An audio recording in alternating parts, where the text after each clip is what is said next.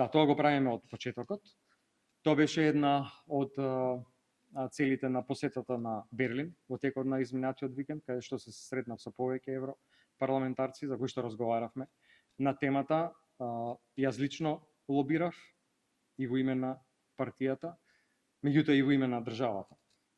И жал ми е што не гледам дека тоа владата, ниту пак ВМРО ДПМН го прават да остане неутралната дефиниција за македонскиот јазик. Сметам дека со оваа неактивност и со се што владата прави, практично нашата преговарачка ситуација, нашата положба во рамките на Европската унија со ова се влошува. И еве сега овие работи кои што се наведени во на извештајот практично укажуваат и го отвораат прашањето зошто е тоа така и зошто владата навистина не сака да направи нешто, да лобира видливо тоа да не се случи.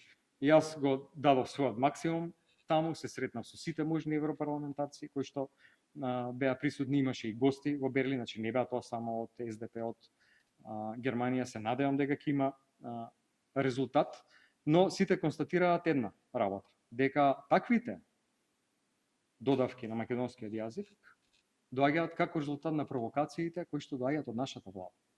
Тоа е сериозно влошување на нашата положба во Европската унија. И сега сакам да упатам уште една директна порака. Сакам да апелирам до ВМРО ДПМН заеднички да лобираме тоа да не се случи.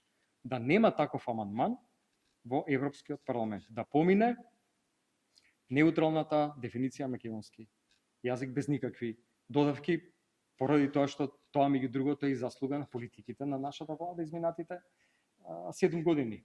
Јасен, чист македонски јазик, потпишан договор на македонски јазик со сите земји членки на Европска унија. Не гледам ниту една причина, освен тие провокации, зошто сега таа позиција да биде загрозена.